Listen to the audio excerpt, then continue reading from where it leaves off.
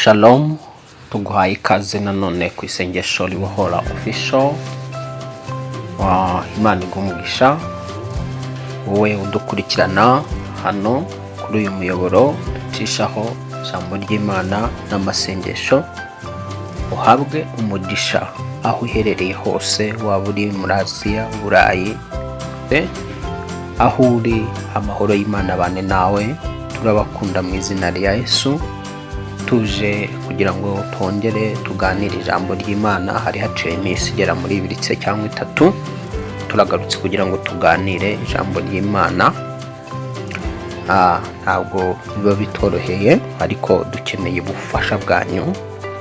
Mudushyigikire kugira ngo dukomeze gukora uyu murimo w'Imana, ukubagezaho ijambo ry'Imana n'amasengesho atandukanye. Mudushyigikire mu buryo bwose mushoboye.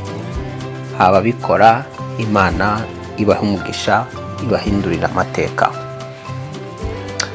Reka rero dusenge, hanyuma tuze tuganire ku ijambo ry'uno munsi.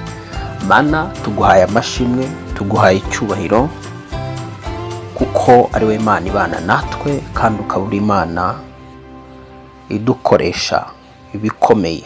Ntacyo wadukoresheje, ntacyo twakora, nta jambo waduhaye, ntabwo twabona icyo tuvuga. Dufite icyo tuvuga kuko waduhaye icyo kuvuga, kandi tubasha gukora kuko watubashishije gukora. Duhamagaye umwuka wawe wera kugira ngo aya masaha yoherezwe muri twebwe, aganze mu mutima wanjye, mu bwenge, ku rurimi, mu ijwi, mu izina rya Yesu Kristo.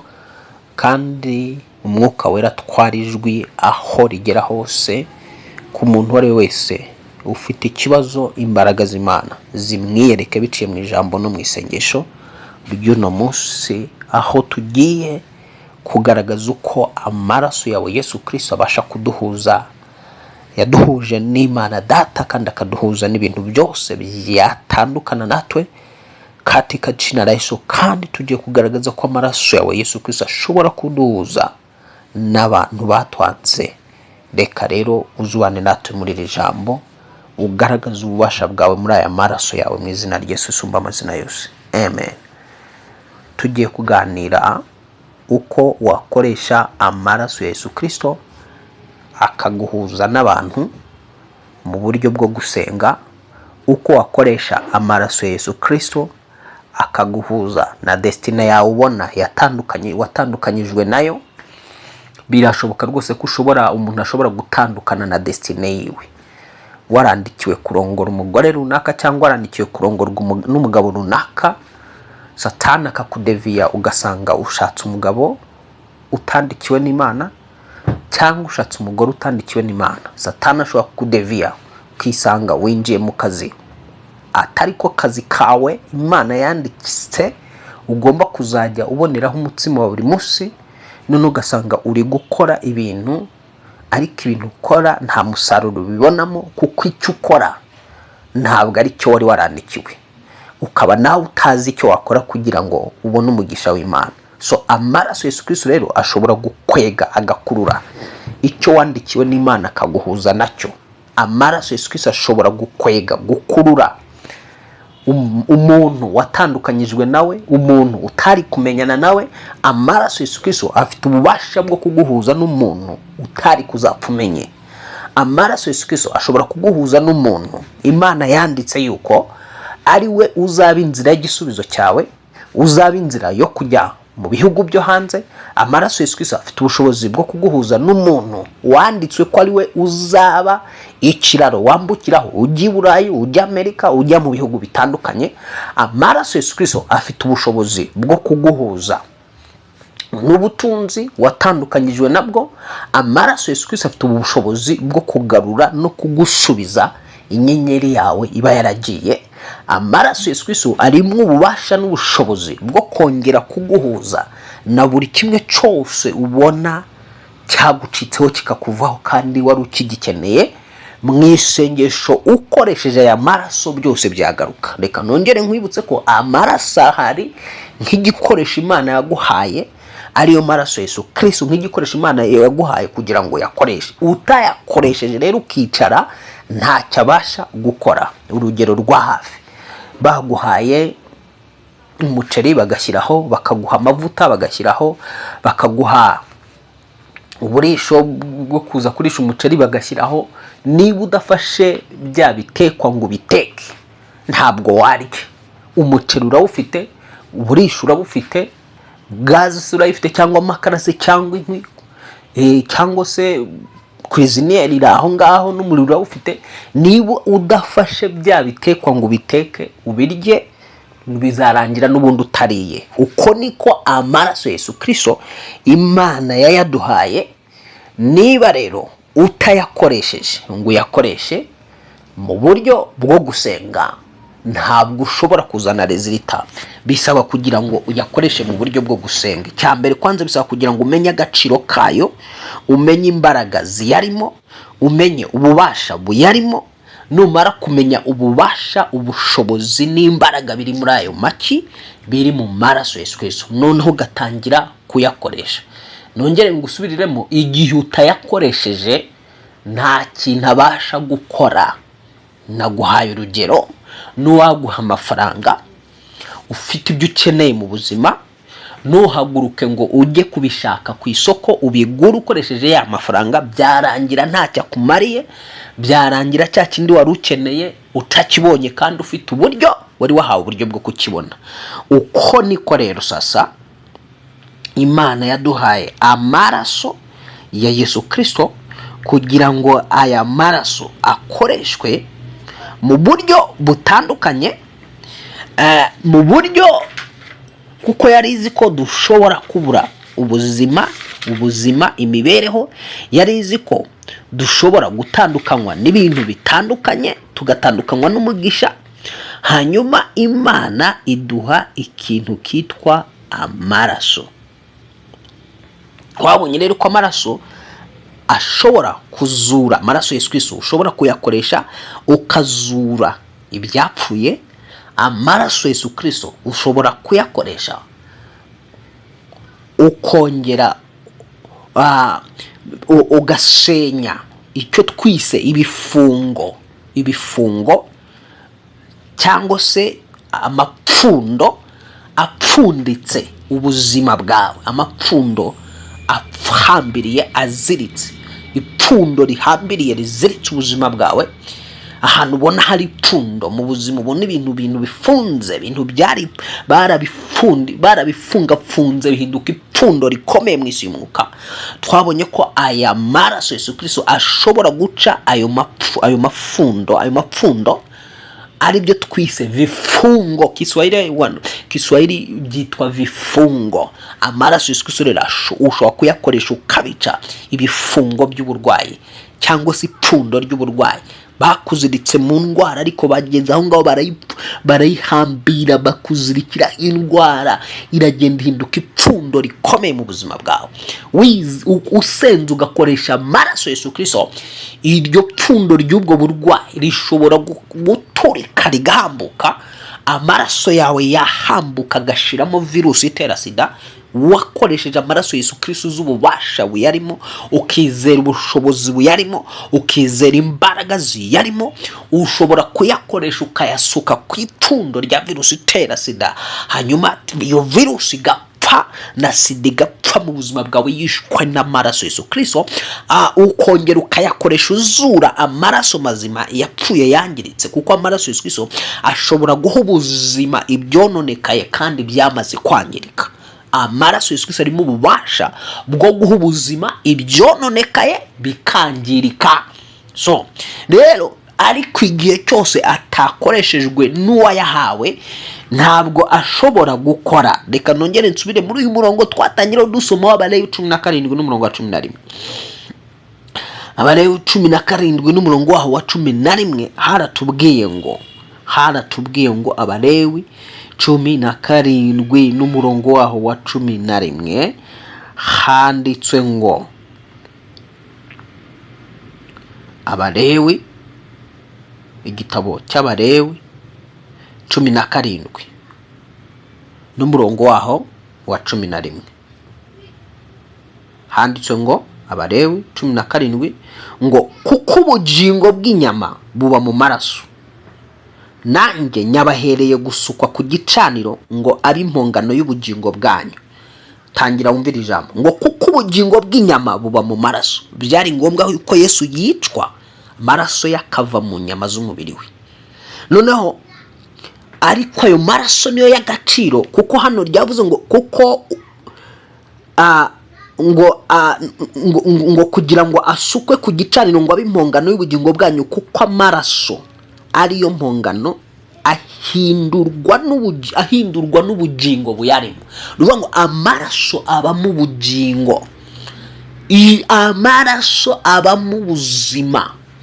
Mu maraso Yesu Kristo ari mu mwuka, amaraso Yesu Kristo ari mu mwuka, amaraso Yesu Umugisha arimo ibitekerezo by'ubuzima, amaraso Yesu Kristo arimo ubwenge, amaraso Yesu Kristo arimo ibyishimo, umunezero, amaraso Yesu Kristo arimo umwuka ushobora kuguha ubuzima, umwuka ushobora kuguha kubaho. Amaraso Yesu Kristo arimo ubushobozi buguhereza ubugingo. Ahari hari urupfu hakaza ubuzima, ahari hari umubabaro hakaza ibyishimo, kuko aya maraso ngo niyo arimo ubugingo nyabahaye. Rero umva ukuntu Imana yavugaga, ahangaha yavugaga amaraso y'amatungo, ariko iza kubona ko amaraso y'amatungo, kuko muri iryo sezerano rya kera abantu bakoreshaga amaraso akabeza ibyaha, agakora n'ibiki byose bitandukanye. Ariko ahangaha yavuga ngo kuko ubugingo bw'inyama, kuko ubugingo bw'inyama buba mu maraso, nanjye nyabahereye, umvira ijambo, nyabahereye gusukwa ku gicaniro. Warayahawe ngo asukwe ku gicaniro cyo mu buryo bw'umwuka, asukwe ku gicaniro imbere y'Imana, kiri imbere y'Imana, asukwe ku gicaniro kigukonekta n'ijuru. Narababwiye mu nyigisho natangiraho nigisha z'igicaniro, wenda nzazigaruka kuko izo nyigisho z'igicaniro natangiye nkigisha kuri senga ubohoke, kandi senga ubohoke narayihagaritse sinkiyikoresha. Turi hano ku Isengesho Reward Official, bizaba ngombwa ko ngarura iki kigisho cy'igicaniro ngisobanure. None hano rero ijambo riravuga ngo nyabahereye gusukwa ku gicaniro, wowe nanjye tuyaherewe gusukwa ku gicaniro ngo abe impongano y'ubugingo bwanjye n'ubwawe. Amaraso Yesu Kristo ahawe kugira ngo abe impongano y'ubugingo bwanjye n'ubwawe. Bisobanura ngo ayanjye yari kumvamo ngapfa, bisobanura ngo ayawe yari kukuvamo ugapfa, ariko kuko Imana itifuza kupfa, iguhayeho amaraso Yesu Kristo nk'impongano kugira ngo ubeho. Nuvuga ngo amaraso Yesu Kristo rero akubeshaho, atanga ubuzima. Iyo tuvuga kugupfa, no gupfa ko gutandukana n'ubugingo bw'Imana ihora cyangwa n'ubugingo bw'iteka, no gupfa ko kurimbuka. So twayahawe rero kugira ngo aduhe kubaho kwiteka. Nino aya maraso afite ubushobozi. Natangiye ko turi kukwigisha ku kigisho cy'ubwo buryo tugomba gukoresha amaraso Yesu Kristo akaduhuza n'ibintu twatandukanyijwe nabyo. Amaraso Yesu Kristo ashobora kuguhuza n'umugabo wawe wakwanza akaguta, ashobora kuguhuza n'umufiance wakwanza akaguta. Amaraso Yesu Kristo ashobora kuguhuza n'abana bakuvuyeho bakaguta. Amaraso Yesu Kristo afite ubushobozi bwo kuguhuza n'umukoresha wawe mukumva ibintu kimwe. Amaraso Yesu Kristo afite ubushobozi bwo kuguhuza n'ubutunzi buguca mu myanya y'intoki igihe wayizeye kandi ukayakoresha. Nongere nsubiremo, ukayakoresha, kuko ntabwo yikoresha. Nkuko nakubwiye, nta waguha inyama akakubwira ati ngizo nyama zirye, nutazifata ngo uziteke zizaguma aho ngaho, zizangirika aho ngaho. Uba yaragwaye rero azajya yaragwaye, si ikibazo cy'utaguhaye, waguhaye yaragwaye, gowe ntiwakoresha icyo yaguhaye. So Imana yaduhaye amaraso rero nkuko byumvise muri iki cyanditswe, iyaduha kugira ngo asukwe ku gicaniro. Namara gusukwa ku gicaniro, noneho ngo abe impongano y'ubugingo bwanjye, abe impongano y'imibereho yanjye, kuko ngo ayo maraso ahindurwa n'ubugingo buyarimo. Bishatse kugaragara ngo aya maraso Yesu Kristo ari mu bugingo. Iyo tuvuga ubugingo turavuga ibitekerezo, turavuga emotion, amarangamutima, turavuga umutima, turavuga ubushake, the will. So nukuvuga ngo sasa, yani tunatamka, tunaposema nafsi, manake tunasema fikra, tunasema nia au utashi, tunasema hisia, tunasema moyo. Hivyo vyote ukiviunganisha vinaitwa nafsi. Hivyo vyose ubihuje byitwa ubugingo. Iyo tuvuga amaraso Yesu Kristo rero, nivuga ngo abasha kuguha ibitekerezo bizima, kagushyira mu bwenge buboneye n'ibitekerezo biboneye, bitekereza Imana, bigakunda Imana, bigahishurirwa Imana, bikamenya Imana. Amaraso Yesu Kristo arimo ubushobozi bwo kuguha ibitekerezo bitsinda icyaha. Amaraso Yesu Kristo arimo ubushobozi bwo kuguha amarangamutima mazima. Wa undi wangiritse mu marangamutima akaba afite ibikomere, icyo cyigisho nzakigarukaho.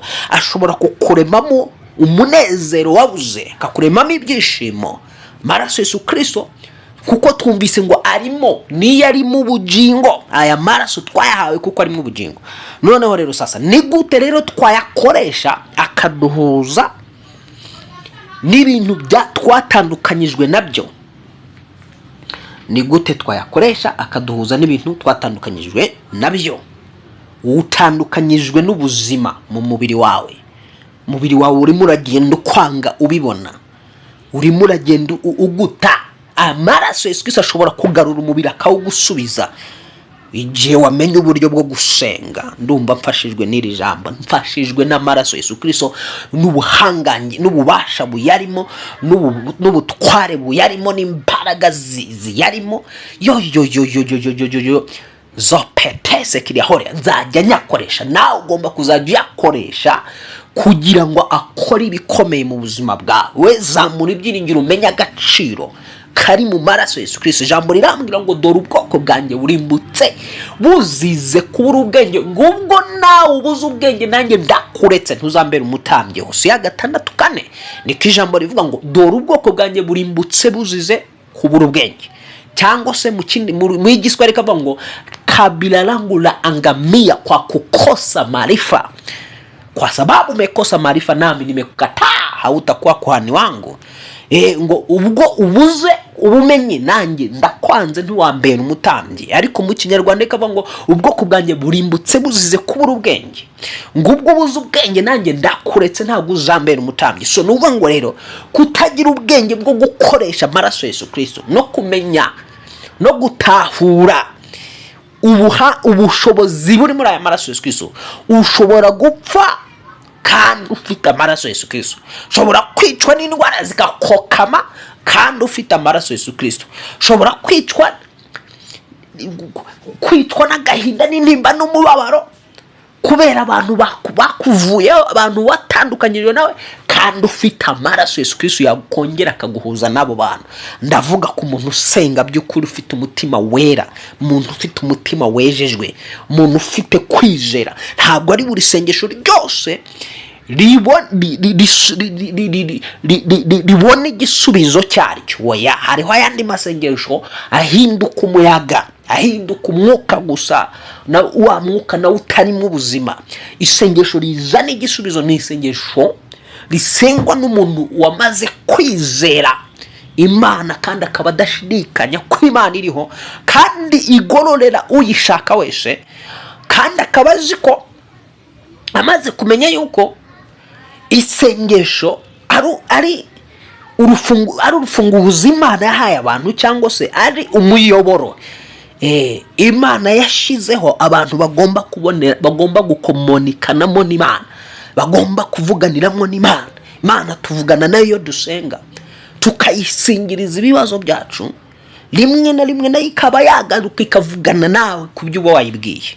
So nuvuga ngo rero umuntu udasenga, yes, buri muntu wese usenga ubona igisubizo. Navuze ko ubona igisubizo n'uwizera by'ukuri, n'udashidikanya by'ukuri, kandi akaba afite gukiranuka ko muri Kristo Yesu.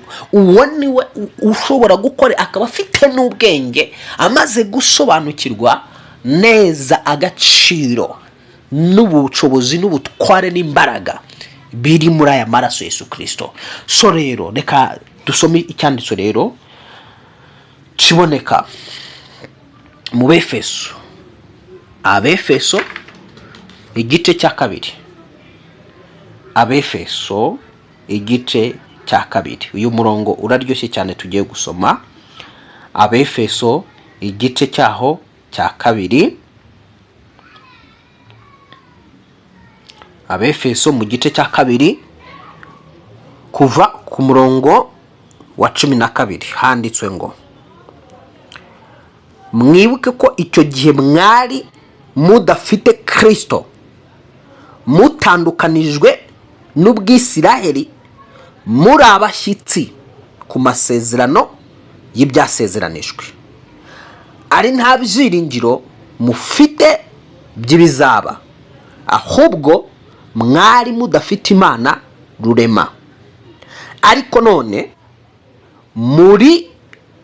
muri Kristo Yesu, mwebwe abari kure kera mwigijwe hafi n'amaraso ya Kristo. Uwo niwe mahoro yacu, kuko yahinduye twebwe ababiri kuba umwe, akuyeho ubwanzi ari bwo rusika rwari hagati yacu rutugabanya, amaze gukuzaho amategeko y'iby'imihango umubiri we, kugira ngo babiri abarememo umuntu umwe mushya muri we, ngo azane amahoro atyo, kandi ngo bombi abagira umubiri mwe, abungisha n'Imana umusaraba, awicishije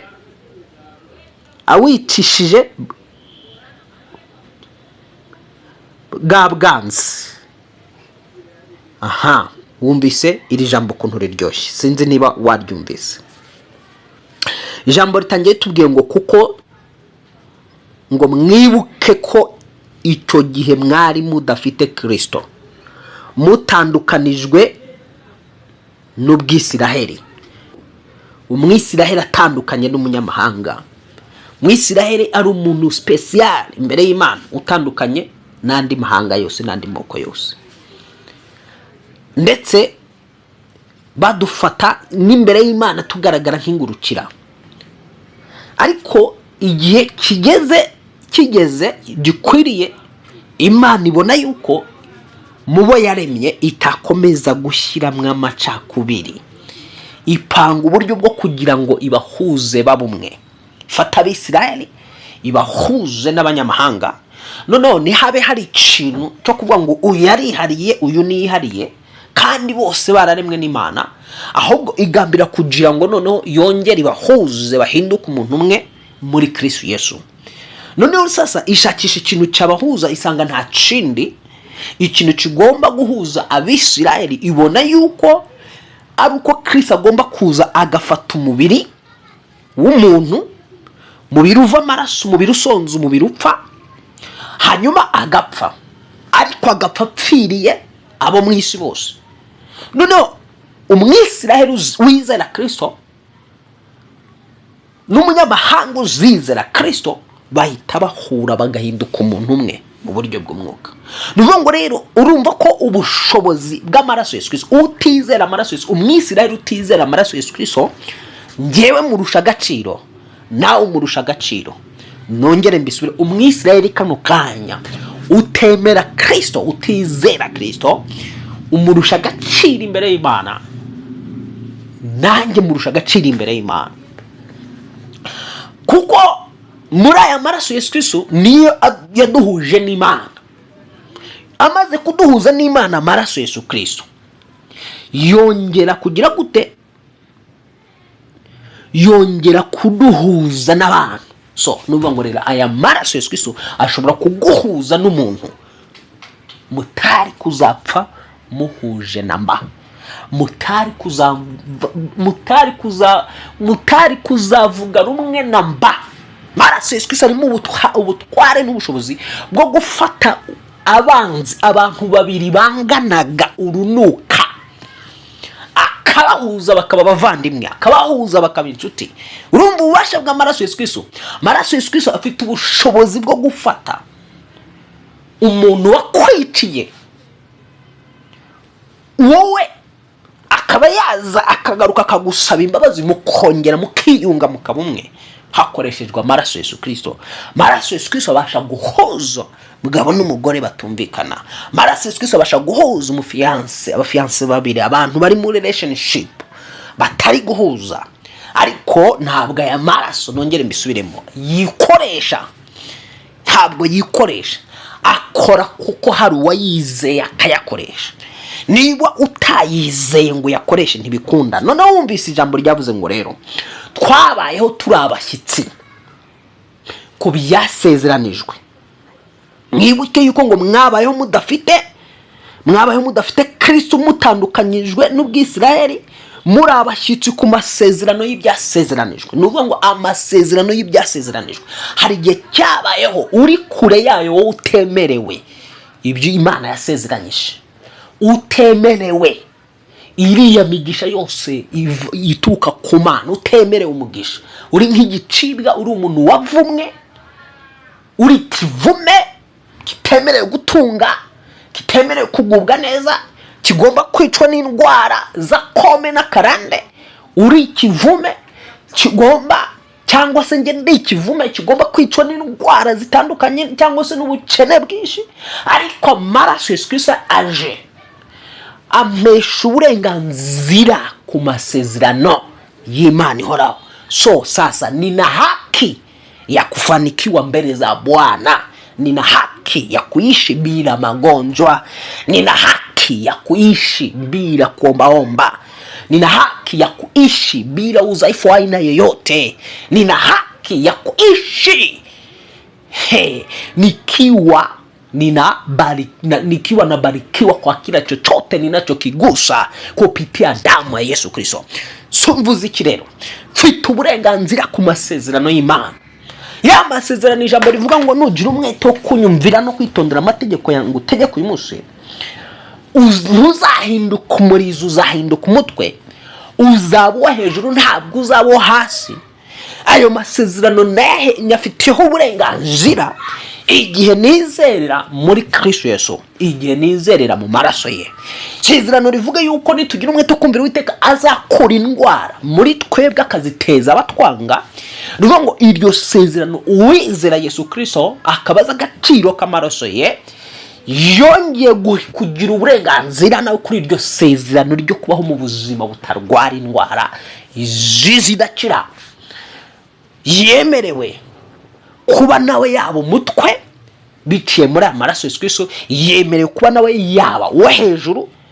Ijambo ryari yavuze ngo muzaguriza amahanga ntazabaguzaho. Bitiye mu muntu wizeye Yesu Kristo akamenya agaciro k'amaraso ye, yemerewe kubaho mu buzima, kwanga amadeni, muvumo w'amadeni ukamucikaho ukuweho n'aya maraso Yesu Kristo. Niyo ngo rero aya maraso Yesu Kristo akongera akaguhuza n'ubushobozi bwo kubaho n'amadeni, ashobora kuguhuza n'ibintu byose ubona byatandukanyijwe nawe nk'uko ijambo rivuze. Reka dukomeze nongere ndigarukemo gato ngo ariko none ngo ahubwo mwari mudafite Imana rurema. Urumva ko yahise ariko yaduhuje n'Imana, Imana yabwa icubahiro. Ngo nta n'ibyiringiro mwari mufite. Ku murongo turacyari mu murongo wa 12 ngo kuko mwari mwaratandukanijwe n'Ubwisirayeli muri abashyitsi ku masezerano y'ibyasezeranijwe, ari nta byiringiro mufite by'ibizaba. Amaraso Yesu Kristo aduha ibyiringiro by'ahazaza. Nubwo waba utarize uhorana ibyiringiro ukabuze uti ntabwo kubaho kwanjye nigushingiye kuba narize, kubaho kwanjye nigushingiye kuri mujomba cyangwa se kuri data wacu, kuri mama wacu cyangwa kuri bakuru banjye barumuna. Umva ugira ibyiringiro byo kubaho nubwo abantu baguta. Amaraso Yesu Kristo yo wayize ushobora kubaho abantu baragutaye, miryango yaragushizeho, ntawe ukureba neza, ntawe ukuvuga neza. Amaraso Yesu Kristo akagenda guhuza n'abantu bashya bakubera umuyoboro wo kubaho, bakubera umuyoboro wo kubona iby'Imana yagusezeranyije. So rero rero sasa muri iri jambo niyo ngo umuntu utaramenya agaciro k'aya maraso Yesu Kristo niwe utagira ibyiringiro byazaza, niwe uhorana gushidikanya, niwe uhorana guhagarika umutima, niwe uhorana ubwoba. Ariko umuntu wamaze kumenya agaciro kari mu bushobozi bw'amaraso Yesu Kristo akayakoresha mu buryo bwo gusenga, amaraso Yesu Kristo amuremamo ibyiringiro byazaza, akagira amahoro. Dukomeje rero ngo ariko none muri Kristo Yesu mwebwe abari kure kera mwigijwe hafi n'amaraso Yesu Kristo. Urumva ko amaraso Yesu Kristo yanyigije hafi n'Imana, ubu mbana nayo ngendana nayo. Amaraso Yesu Kristo yakwigije hafi n'Imana. Amaraso Yesu Kristo ashobora kukwigiza hafi n'ubutunzi, ashobora kukwigiza hafi n'iterambere, ashobora kukwigiza hafi uyakoresheje neza mu buryo bwo gusenga. Yakwigiza hafi y'iryo terambere, yakwigiza hafi. Uwo mugore wawe yamwigiza hafi yawe, uwo mugabo yamwigiza hafi yawe, iyo business ubonera kure yawe. Amaraso Yesu Kristo abasha kwikurura akayigiza hafi yawe. Abagutaye amaraso Yesu Kristo yabigiza hafi yawe. Abari kure mu bihugu no mu mahanga atandukanye utazi, amaraso Yesu Kristo yabigiza hafi yawe, hanyuma hagafunguka inzira ikuganisha ku cyo Imana yakuvuzeho. Zopetese kiriya horiya. Ndumva hari umuntu amaraso Yesu Kristo wamaze kumva agaciro kayo, ugiye kuyakoresha akaba hawe kode yo kugira ngo ibyatakaye bikajya ibyamutakaye, ibyamutorotse bikongera bikamugarukira biciye mu mbaraga y'amaraso Yesu Kristo. Kuna mambo ambayo ikakutoroka, kuna mambo ambayo amekukimbia, amekukataa, ila damu ya Yesu Kristo inakuunganisha na mambo hayo aliyokukataa. Maraso Yesu Kristo agiye kongera ngo yongera guhuze n'ibyo byakwanze. Ishaba ryarakwanze, amahirwe yarakwanze, ariko amaraso Yesu Kristo afite ububasha bwo kukwigiriza hafi amahirwe n'ishaba, afite ububasha bwo kukwigiriza hafi amahirwe. Yebyo ubona ukagira ngo byandikiwe abandi, ahari wowe ukagira ngo ntibikureba, woya nawe birakureba nshuti. Dore icyatuma bya bindi ubona bisa nkaho bikurekure. Koresha amaraso Yesu Kristo birakwegera, koresha amaraso Yesu Kristo birakuba hafi, koresha amaraso Yesu Kristo urwo rubyaro rurakuba hafi, koresha amaraso Yesu Kristo yo business irakuba hafi, koresha amaraso Yesu Kristo uwo mukunzi wawe arongera gukunda kube hafi mu izina rya Yesu. Zopetese kiriya horiya. Reka nsoreze muri uyu murongo rero ngo uwo niwe mahoro yacu, ngo ariko none Yesu ngo uwo niwe mahoro yacu kuko yahinduye twebwe ababiri kuba umwe abakuye mu bwansi. Urumva ko amaraso Yesu Kristo afata abantu babiri akabahindura umwe, ababiri akabahindura umwe. Afata ubwoko butandukanye agahita asenya cya gisika cy'ubwoko akabagira umwe. Uwitaga ikintu runaka undi akita ikintu runaka, y'amaraso Yesu Kristo akaza agasenya icyo gisika cyabatandukanyaga, hanyuma akabahuza mu kumva ibintu kimwe. Hari umuntu mutumva ibintu kimwe bitewe nuko yiyumva, nuko yibona. Koresha amaraso Yesu Kristo umusengere, araza kumva ibintu kimwe nawe. Kwa kundi yibonaga, ya maraso araza gusenya icyo cyari kimeze nk'igisika bitewe n'uburyo yibonaga, hanyuma murabumwe. Kuko aya maraso Yesu Kristo wumvise yuko yabashije gufata abantu batahuza, bamwe batavuga ururimi rumwe, badafite uruhu rumwe, abagira ikintu kimwe. Niba amaraso Yesu Kristo abasha gufata abantu badafite uruhu rumwe, abantu bafite bavuga urundi rurimi runaka, akaba yaguhuza no muntu mugahinduka umubiri umwe cyangwa mugahinduka ikintu kimwe. Uwo mugabo wawe ntago wakoresheje amaraso Yesu Kristo ugasenga neza yaguhuza nawe? Uwo mukoresha wawe ntabwo yaguhuza nawe? Abo bana bakwanze ntabwo yaguhuza nawe? Yani hao watoto ambao wamekukataa, damu ya Yesu ina uwezo wa kukuunganisha nao katika jina la Yesu. Asante Mwokozi, asante Jehova Adonai kwa damu yako. Dukomeje rero hano hakavuga ngo yasenye urusika rwari hagati yacu rutugabanya. Amaraso Yesu Kristo ashobora gusenya igikuta kiri hagati yawe na mwene so, gituma mu kibagabanya, kikagushyira wowe kwawe n'undi kikamushyira ukwe. aya maraso Yesu Kristo rero afite ububasha bwo gusenya ibyo bikuta bikavaho. Cyo gikuta kiri hagati yawe n'uwo mwashakanye, n'uwo mukundana, n'uwo mugendana, n'uwo mubana. Cyo gikuta kiri hagati yawe na business, cyo gikuta kiri hagati yawe n'umukoresha wawe, cyo gikuta kiri hagati yawe n'amafaranga, cyo gikuta kiri hagati yawe na ziriya needs zose zo mu buzima bwawe, gishobora gusenywa n'amaraso Yesu Kristo, ibintu bikakwegera. So reka dufate umwanya wo gusenga. Kuyavuga siko kuyamara. Koresha amaraso Yesu Kristo aguhuze n'ibintu n'abantu bakwanze mu buryo bw'isengesho. Koresha amaraso Yesu Kristo ahirike ibikuta biri hagati yawe, ibisika biri hagati yawe n'ibikwanga n'ibitagushaka biraza kugushaka. Vuga uti Data wa twese uri mu ijuru, izina ryawe ryubahwe, uhabwe icyubahiro. Menya agaciro k'icyo wampaye amaraso Yesu Kristo. Ndagushimye Mwami kunsobanukiwe ko wampaye amaraso Yesu Kristo kugira ngo ampuze n'Imana Data wa twese. Witeka wampaye amaraso Yesu Kristo kugira ngo ampuze nawe. Witeka wampaye amaraso Yesu Kristo kugira ngo ampuze n'abantu ntari kumenya guhura nabo. Amaraso ya Yesu Kristo nawe kugira ngo ampuze n'amasezerano yari ari kure yanjye. Aka kanya nkimara gusobanukirwa agaciro k'aya maraso Yesu Kristo, ndabizi ko amaraso Yesu Kristo yankuyeho ibyaha byose n'ibicumuro byose, yankuyeho urubanza n'ibirego byose. Aka kanya ndi imbere yawe Mana, sabye kugira ngo muri aya masaha amaraso Yesu Kristo yongere gusenya ibihome n'ibikuta biri hagati yanjye n'abanyanga, mu izina rya Yesu watsinze utuni kuzimu, mu izina rya Yesu Kristo, mu mbaraga y'amaraso Yesu Kristo, mu bushobozi bw'amaraso Yesu Kristo, senye igikuta cyose cyari kiri hagati yanjye n'ubutunzi kashyizweho na Satani. Ngisenyesheje amaraso Yesu Kristo, ndatura ngo ubutunzi bunyegere, kuko amaraso Yesu Kristo yafite ubushobozi bwo kunyegereza ibindi kure. Nongeye kwatura ko biciye mu maraso Yesu Kristo ubutunzi buraje.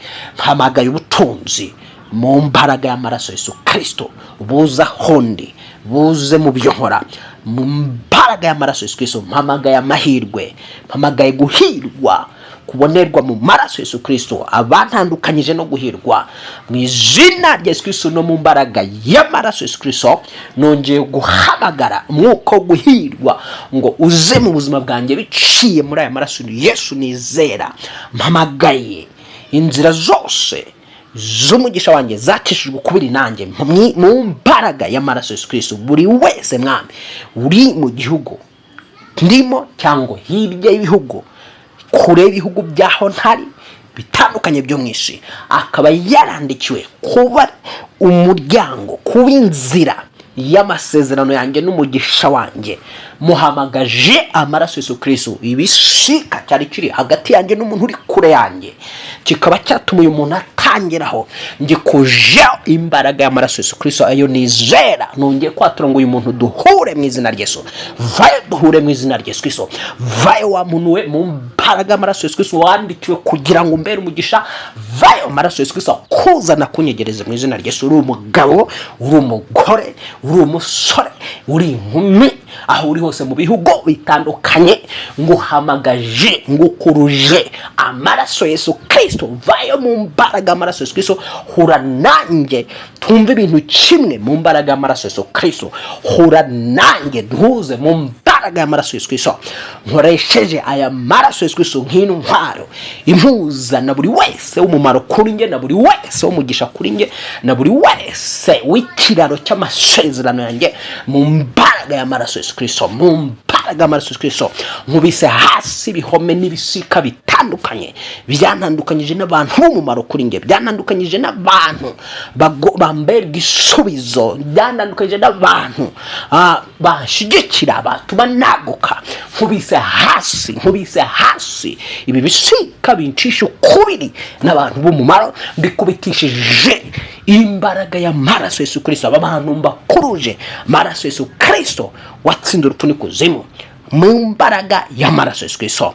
Senga wowe ufite umuntu mudahuza, umuntu mutavuga kimwe, kandi ukaba umukeneye kwaba mu buzima bwawe, ukaba umukeneye kwaba mu mibereho yawe, koresha amaraso ya Yesu Kristo atura izina ry'uwo muntu, hanyuma numara kwatura izina ry'uwo muntu, hanyuma umuhamagaze ukoresheje amaraso ya Yesu Kristo, usenye ikintu cyose kigutandukanya nawe ukoresheje amaraso ya Yesu Kristo, uwo muntu araza kuza. Wature ku muntu mugomba kumva ibintu kimwe, mugomba gushira hamwe, agomba kumva icyifuzo cyawe, agomba kukumva mu izina rya Yesu. Uri umugore, umugabo ntakumva, koresha amaraso Yesu Kristo, muhamagare, mwatura amaraso Yesu Kristo, senya urwo rwango ubona ruri hagati yawe n'umugabo, ukoreshe amaraso Yesu Kristo, senya urwo rwango ubona rwinjiye hagati yawe n'umukundano, ukoresha amaraso Yesu Kristo, usenye, senya icyo kintu ubona kimeze nk'igikuta kiri hagati yawe n'uwo muntu kandi wifuza ko aba mu buzima bwawe, wifuza ko aba mu mibereho yawe. Uramubona ukabona n'umuntu w'umugisha kuri wowe, uramubona ukabona kumubura nugutakaza ikintu cy'agaciro. Reka nkubwire, Imana igiye gutanga umugisha izana umuntu mu buzima. Nanone Satani yashaka kukwimisha umugisha agushyira kure y'abantu.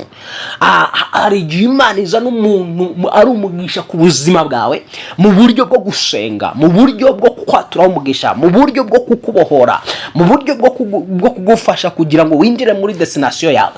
Uwo muntu yaba kure yawe ugasanga intambara z'umwuka ntukizishoboye, ibyo agombaga kumenya ugasanga ubaye umupfapfa, wapu ubwenge bukubaye kure, ubaye umunyantege, ubaye umunyantege nke cyane, kuko hari umuntu wazanywe mu buzima bwawe wo kukumotiva, wo kugupushinga. Hari umuntu wazanywe mu buzima bwawe ili akushikirie mkono kwa namna ya rohoni. Hari umuntu uzanwa mu buzima bwawe akagufata ukuboko mu buryo bw'umwuka kugira ngo akujyane mu masezerano yawe. Noneho Satani yashaka kugira ngo uwo muntu wo mu mwuka kumotiva, utumugira imbaraga zo kukwinjiza mu masezerano. Iyo ashaka kugira ngo akudindize, ni ngombwa ko agutandukanya na wa muntu wo kukumotiva, wakumotivaga mu buryo bw'umwuka, wakumotivaga mu buryo bwo gusenga, mu buryo bwo kwizera, wavuga gukumva urimo urahishurirwa, ukumva arimo aragusunikamo imbaraga, kumva arimo aragusunikamo ibyiringiro. So nuvuga ngo rero hari abantu nk'abo Imana izana mu buzima bwawe ikabazana kugira ngo bakubere inkoni ugenderaho kugira ngo winjire mu by'Imana yagusezeranyije. So Satani rero yabona ko hari umuntu nk'uwo mu buzima bwawe, akora ibishoboka byose kugira ngo hagati yawe nawe mutandukane. So rero hamagara amaraso Yesu Kristo, uwo muntu usabe kugira ngo yongere kuguhuza nawe mu izina rya Yesu Kristo. Amaraso Yesu Kristo yongera guhuze n'uwo mugore wawe, n'uwo mugabo wawe, n'abo bana bawe, aguhuze n'amafaranga, aguhuze n'amahirwe, aguhuze n'umunezero wabuze mu izina rya Yesu Kristo. Ndatura ngo ibi bibeho kano kanya ku buzima bwawe, icyari cyaratandukanyijwe nawe, ndatura ngo uhuzwe nacyo biciye mu mbaraga amaraso Yesu Kristo, uhuzwe nacyo biciye mu mbaraga amaraso Yesu Kristo, kibe kimwe n'ibiganza byawe, kibe kimwe n'imikorere yawe kwa china Yesu. Uwo mugisha nubane n'ibiganza byawe, nubane n'amaboko yawe, nubane n'intambwe zawe, nubane inzira n'imiryango byari byarafunzwe, mbifunguje amaraso Yesu Kristo wabambwe agapakazuka, ukinga ntajya urucingura.